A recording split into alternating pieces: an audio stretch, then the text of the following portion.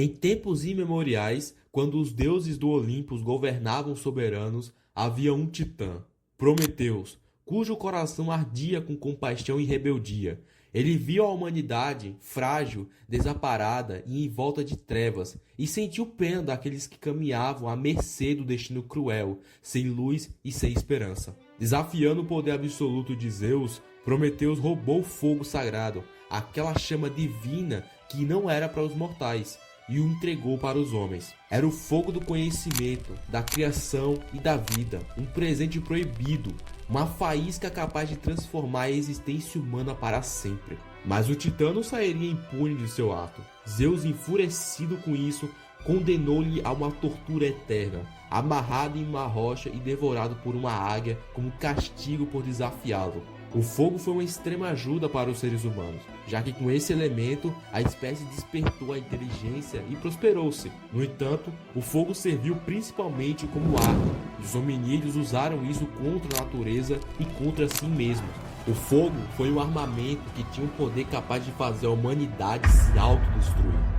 Claro que isso é só uma lenda, mas que de certa forma refletiu-se muito com a realidade, já que uma figura histórica, assim como Prometeus em sua lenda, entregou ao mundo uma arma com poder de fogo extremamente devastador, uma arma capaz de dizimar uma cidade inteira em questão de segundos, mas ao mesmo tempo a sua ideia não era transformar essa criação em um armamento, e sim uma forma de terminar uma guerra e criar uma comoção popular. No entanto, ele deu brecha a uma nova era do poder bélico, e ajudou a eliminar a vida de muitas pessoas para agradar o seu país. Ele se tornou muito popular com o lançamento da sua cinebiografia de 2023, dirigida por Christopher Nolan, mas não ficou feliz com sua fama e reputação, já que o seu nome será para sempre lembrado como alguém que entregou à humanidade o poder de se autodestruírem. Seja bem-vindo à história de J. Robert Oppenheimer.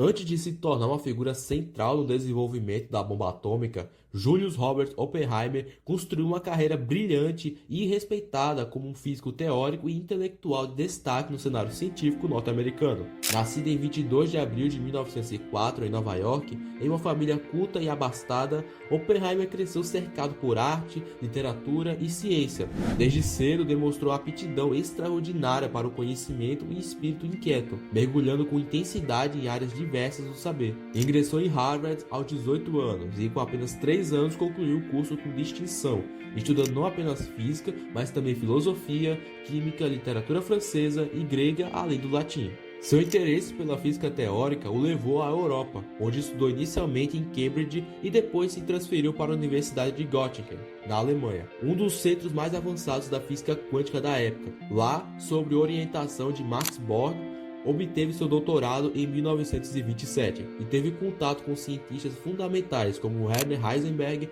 Wolfgang Pauli e Niels Bohr. Ao retornar aos Estados Unidos, Oppenheimer assumiu posições acadêmicas nas universidades da Califórnia. Rapidamente se tornou uma figura carismática e influente no meio científico. Suas aulas atraíam estudantes com sua intensidade intelectual e seu trabalho contribuía para o avanço da física quântica, da mecânica estatística e da teoria dos campos. Entre seus principais interesses estavam na astrofísica, a teoria de pósitron e os raios cósmicos. Ele também foi um dos primeiros físicos norte-americanos a discutir conceitos como buracos negros, antes mesmo desse termo surgir formalmente.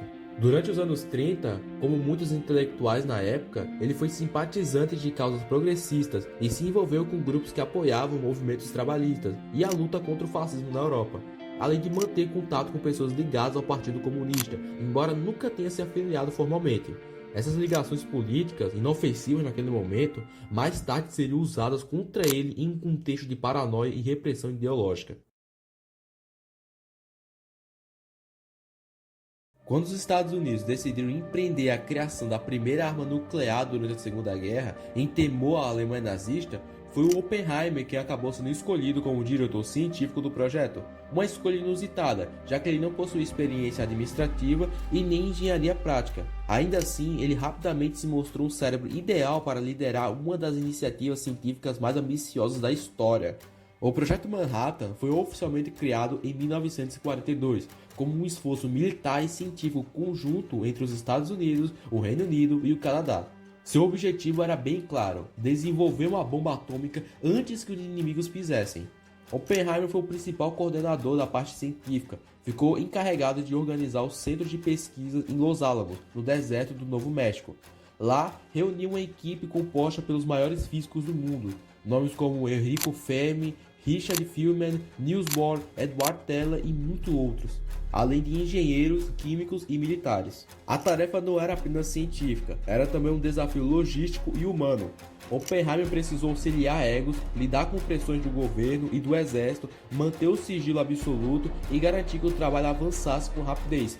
Ele supervisionava todas as frentes: o enriquecimento de urânio, a produção de plutônio, os cálculos teóricos para o funcionamento da bomba, os testes de implosão, as simulações e os experimentos práticos. O envolvimento de Oppenheimer não era apenas técnico, ele mergulhou na missão com intensidade pessoal, acreditando que derrotar o regime nazista justificava os riscos do empreendimento. Após quase 3 anos de trabalho acelerado e incansável, o primeiro teste nuclear foi realizado em 16 de julho de 1945, no deserto de Alamogordo. O experimento, conhecido como o Teste Trinity, foi um sucesso técnico absoluto. A explosão mostrou que a arma funcionava, liberando uma energia nunca antes vista.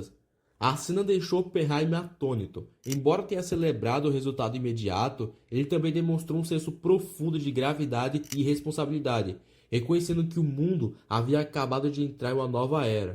Portanto, disse: "Agora eu me tornei a morte, o destruidor de mundos." Em 6 e 9 de agosto de 1945, as bombas Little Boy e Fat Man foram lançadas nas cidades japonesas de Hiroshima e Nagasaki. As bombas atômicas causaram destruição massiva e devastação. Em Hiroshima, a bomba Little Boy, com uma força equivalente a 15 mil toneladas de TNT, explodiu a cerca de 60 metros de altura, matando instantaneamente cerca de 70 mil pessoas, com um total de 140 mil mortos até o final de 45.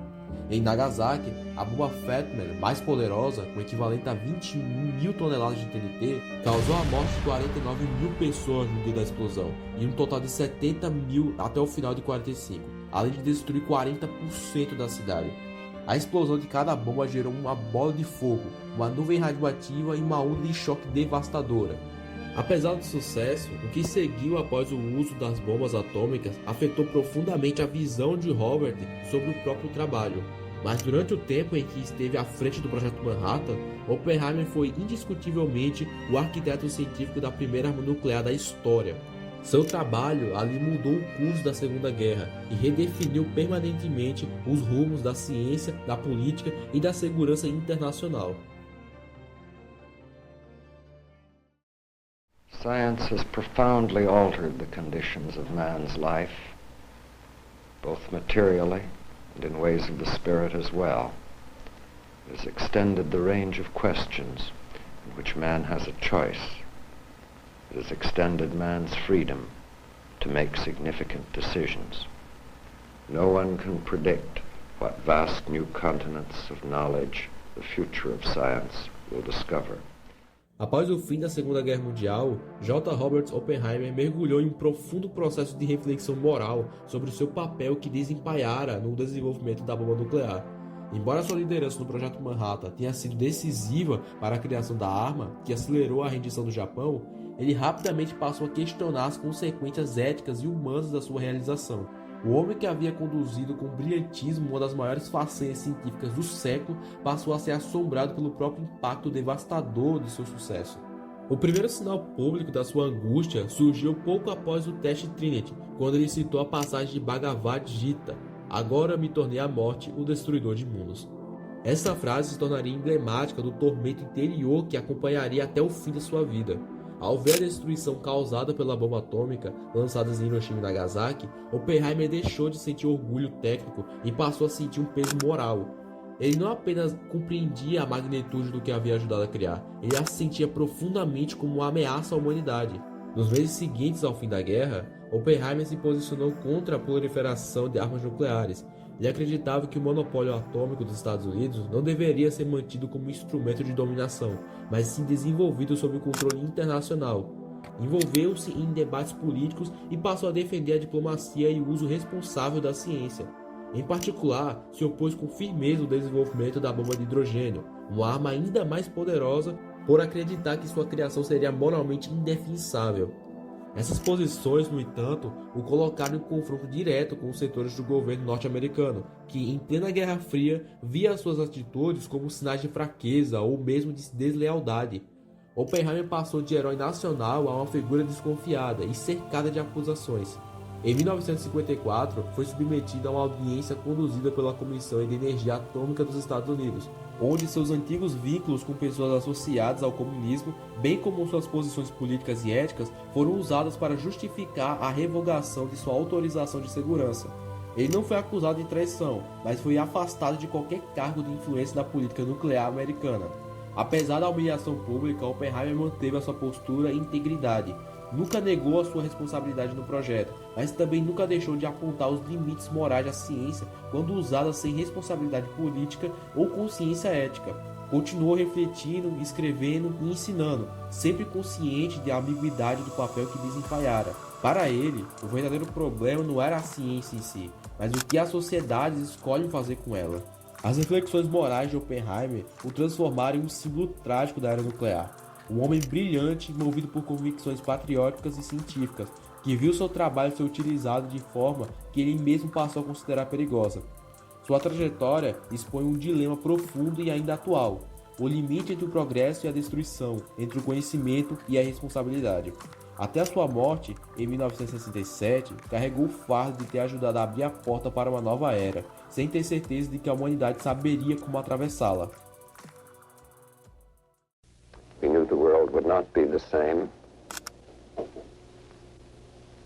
Few people laughed, few people cried, most people were silent. Now I am become death, the destroyer of worlds. I suppose we all thought that, one way or another. Oppenheimer não foi apenas o pai da bomba atômica, foi também o primeiro a reconhecer com clareza quase profética o abismo que se abria diante do mundo. Viveu o resto da sua vida sob a sombra da própria criação, questionando as escolhas que fizera e as que poderiam ser feitas. Seus avisos sobre os perigos da corrida armamentista e sobre a necessidade de controle internacional ecoaram, mesmo quando foram ignorados. Ao olhar para trás, sua trajetória permanece como um alerta. O progresso científico, quando desvinculado da reflexão ética, pode se voltar contra seus próprios criadores, e a responsabilidade por aquilo que a humanidade faz com o conhecimento conquistado jamais pertence apenas a quem o descobre, mas a todos que escolhem como usá-lo. No fim, a maior lição deixada por Oppenheimer é: não basta possuir o fogo, é preciso saber a quem, por quê e como entregá-lo, pois, uma vez solto no mundo, ele jamais poderá ser totalmente contido novamente. Essa é a história do homem que deu aos mortais o poder de destruir o mundo e que passou o resto da sua vida temendo que um dia eles realmente fariam.